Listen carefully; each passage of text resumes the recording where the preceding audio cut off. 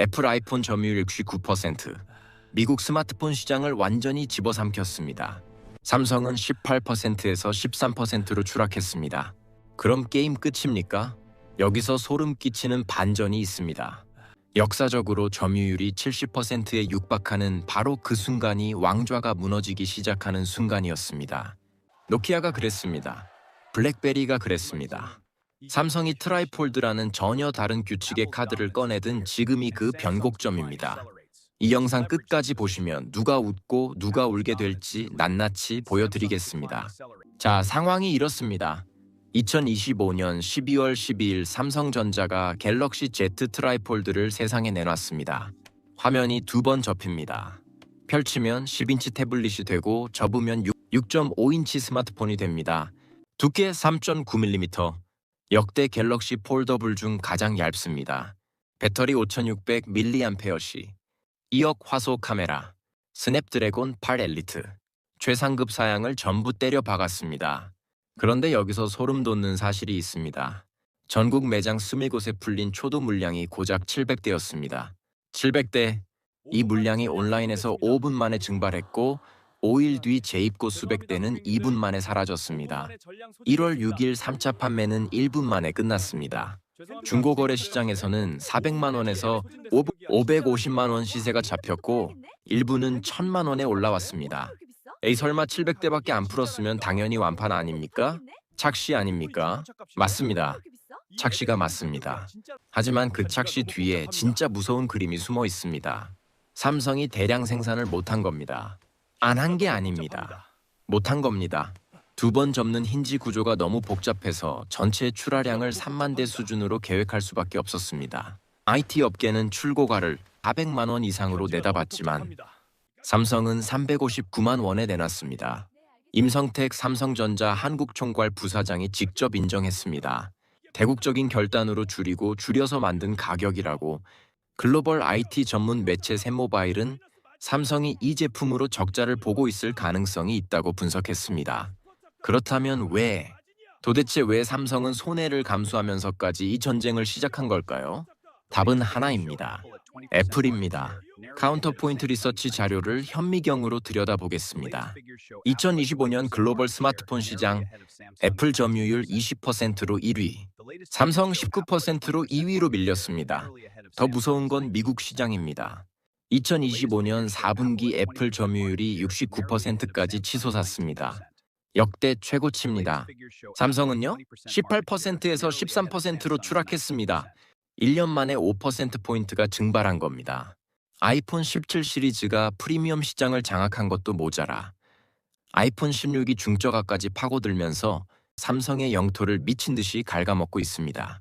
이건 공포 영화가 아닙니다. 지독하게 현실적인 다큐멘터리입니다. 삼성이 적자를 감수하면서까지 트라이폴드라는 비장의 무기를 꺼내든 건 애플이 만들어 놓은 게임의 룰 자체를 깨부수지 않으면 영원히 2등의 굴레에서 벗어날 수 없기 때문입니다. 그런데 말입니다. 애플이 웃고 있는 이 순간 삼성만 고통받는 걸까요? 천만의 말씀입니다.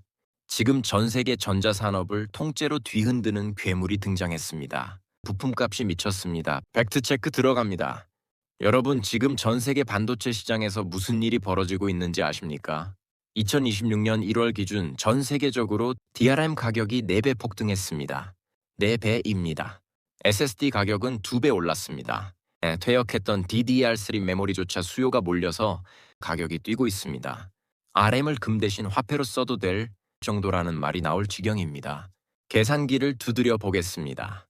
트렌드포스 발표에 따르면 2026년 1분기 DRAM 계약 가격은 전 분기 대비 90에서 95% 상승 전망입니다. 기존 전망치가 55에서 60%였는데 그걸 훌쩍 뛰어넘었습니다. 낸드 플래시 역시 기존 33에서 38% 상승 전망에서 55에서 60%로 상향됐습니다. 삼성전자 32GB DDR5 모듈 가격이 149달러에서 239달러로 60% 올랐습니다. DDR5 계약 가격은 개당 7달러에서 19.5달러로 100% 이상 급등했습니다. 이걸 식당에 비유하면 이렇습니다. 삼겹살 1인분 가격을 함부로 올리지 못하는 식당 사장님인데 돼지고기 도매가만 3배가 뛴 겁니다.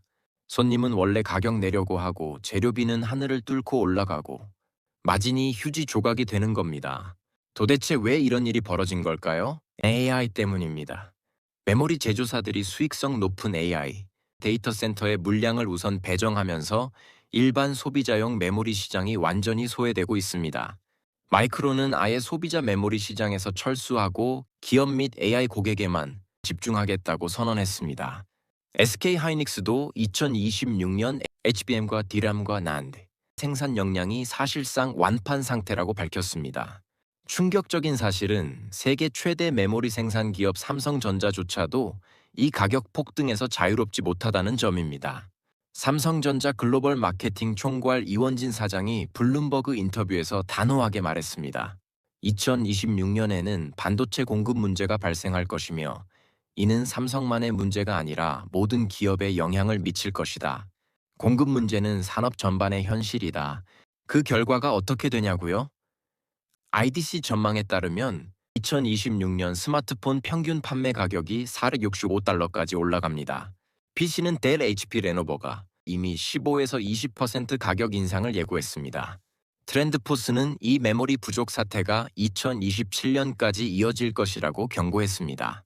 앉은 자리에서 숨만 쉬어도 전자제품 가격이 미친 듯이 올라가는 세상이 된 겁니다. 그럼 모든 기업이 고통받는 이 지옥 같은 상황에서 혼자만 미소 짓는 기업이 있다면 믿으시겠습니까? 그리고 그 비밀이 치트키 딱 한 단어에 있다면요? 많은 분들이 착각하십니다. 삼성전자를 냉장고 회사, 텔레비전 회사, 스마트폰 회사라고 생각합니다. 천만의 말씀입니다. 삼성전자의 본질은 반도체 회사입니다. 그것도 전 세계에서 유일한 종합 반도체 기업입니다. 제가 초등학생 조카한테 옛날 이야기 해주듯이 아주 쉽게 술술 넘어가게 들려드릴 테니까 집중해 주십시오. 삼성전자는 메모리도 직접 만들고 남의 칩도 대신 찍어주는 파운드리도 하고 그걸 감싸는 패키징까지 합니다. 다른 스마트폰 회사들은 비싼 돈 주고 메모리를 사와야 합니다. 삼성은 자기 밭에서 직접 농사지어서 자기 식당에서 요리하는 겁니다. 돼지고기 도매가가 3배 올라도 자기 농장이 있으면 원가가 다릅니다. 남들이 비싼 시세에 울며 겨자 먹기로 사올 때 삼성은 자기 창고에서 꺼내 쓰면 됩니다. 이것이 수직 계열화라는 삼성만의 치트키입니다. 현미경으로 실적을 들여다보겠습니다. 2025년 4분기 삼성전자 성적표. 매출 93조 8천억 원, 영업이익 20조 1천억 원, 분기 기준 역대 최대치를 갈아치웠습니다. 2025년 한 해 주가 상승률 125%, 2026년 2월 주가 사상 최고가 돌파, 시가총액 1,000조 원 돌파, 2026년 연간 영업이익 컨센서스가 172조 원입니다. 역사상 전례 없는 숫자입니다. 그런데 여기서 시한폭탄이 하나 더 터집니다. 틱톡의 모회사 바이트댄스가 삼성 문을 두드렸습니다. 2026년 2월 로이터 보도입니다. 바이트댄스는 시드칩이라는 코드명의 자체 AI 추론형 칩을 개발하고 있습니다. 이 칩의 위탁 생산을 삼성전자에 맡기는 방안을 협의 중입니다. 3월 말까지 샘플 칩을 받는 것이 목표이고 올해 최소 10만 개 생산 후 점진적으로 35만 개까지 확대할 계획입니다. 더 무서운 건 바이트댄스가 이 협상에서 AI 칩뿐 아니라 메모리 반도체 공급 물량까지 패키지로 묶어 논의하고 있다는 겁니다. 전 세계적으로 메모리가 품귀 상태니까 삼성에서 칩도 찍고 메모리도 확보하겠다는 일석이조 전략입니다. 바이트댄스의 올해 AI 투자 규모가 얼마인 줄 아십니까? 1,600억 위안, 한화 약 33조 6천억 원입니다. 이 가운데 절반 이상이 엔비디아 GPU 구매와 자체 칩 개발에 투입됩니다. 엔비디아에 대한 의존도를 낮추기 위해 삼성이라는 신의 한 수를 선택한 겁니다. 삼성 입장에서도 이건 꿀 같은 거래입니다. 전영현 삼성전자 DS 부문장 부회장이 연초 신년사에서 파운드리 사업이 본격적인 도약의 시기에 접어들었다고 선언했습니다. 테슬라, 퀄컴, AMD에 이어 바이트댄스까지 삼성 파운드리에 줄을 서는 기업이 늘어나고 있다는 뜻입니다. 자, 그럼 삼성이 돈을 잘 벌고 있으니 우리는 안심하면 되는 건가요? 여기서 뒤통수를 치는 소식이 있습니다. 트라이폴드가 증명한 건 삼성의 실력만이 아닙니다. 세상이 통째로 바뀌고 있다는 신호입니다. 충격적인 사실은 트라이폴드가 증명한 게 단순히 삼성의 기술력이 아니라는 겁니다. 다시 커지는 세상의 법칙을 증명한 겁니다. 스마트폰은 지난 10년간 계속 커져 왔습니다. 이제 10인치 화면이 주머니에 들어가는 시대가 열렸습니다. 스마트폰과 태블릿의 경계가 무너지고 있습니다. IDC에 따르면 2025년 3분기 글로벌 스마트폰 출하량이 전년 대비 3.5% 성장했는데 그 성장을 이끈 건 프리미엄 세그먼트와 혁신적인 폼팩터였습니다. 갤럭시 Z 폴드 7과 플립 7의 사전 판매량이 104만 대에 달했습니다. 폴더블은 아직 니치 시장이지만 성장세가 뚜렷합니다. 여기에 애플까지 폴더블 시장 진입을 예고하면서 판이 확 커지게 생겼습니다. 그런데 말입니다. 이 기술 전쟁 위로 훨씬 더 거대한 파도가 밀려오고 있습니다. 달러 패권의 균열입니다. 단호하게 말씀드립니다. 글로벌 기관 투자자들이 미 국채를 던지기 시작했습니다. 안전자산의 기준이 달러에서 기술과 실물로 이동하고 있습니다.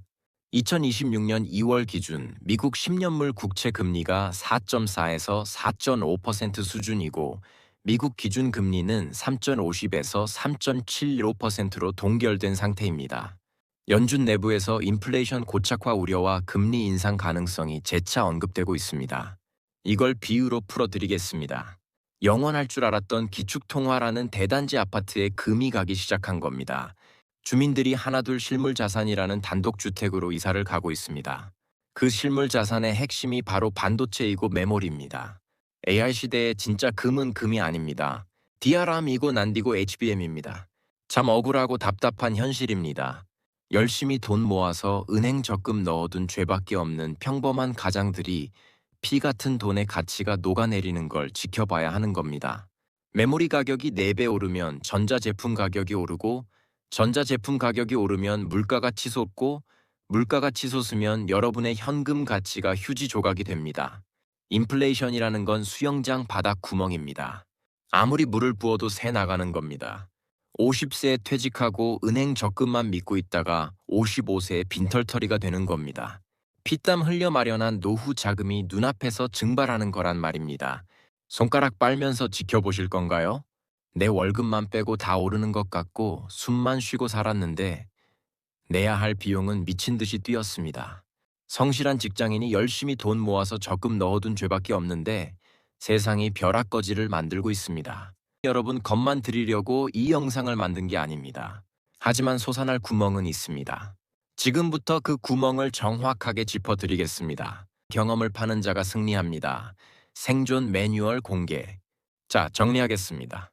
오늘 낱낱이 파헤친 모든 이야기의 본질은 하나입니다. 스펙 경쟁의 시대는 끝났습니다. 사용자 경험을 지배하고 공급망을 장악한 자가 승리하는 시대가 왔습니다. 삼성 트라이폴드의 완판은 단순한 판매 실적이 아닙니다. 기술 리더십의 탈환 선언입니다. 뼈저리게 느끼게 될 생존 매뉴얼 3가지를 공개합니다.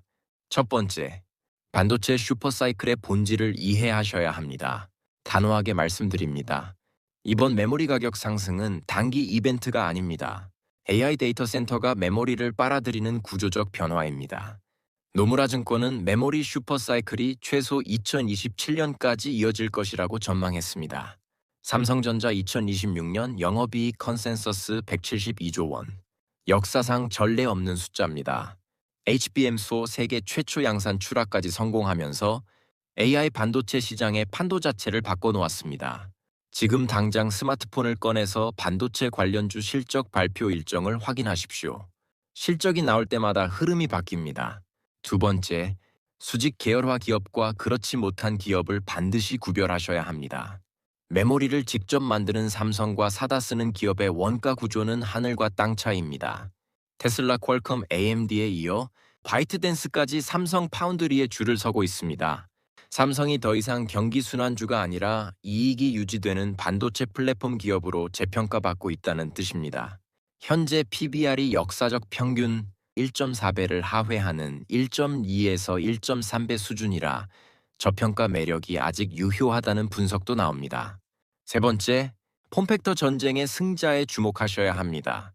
IDC에 따르면 IDC는 International Data Corporation의 약자로 미국에 본사를 둔 글로벌 IT 시장 조사 및 분석 기관입니다. 2026년 전 세계 스마트폰 시장은 0.9% 역성장이 전망됩니다.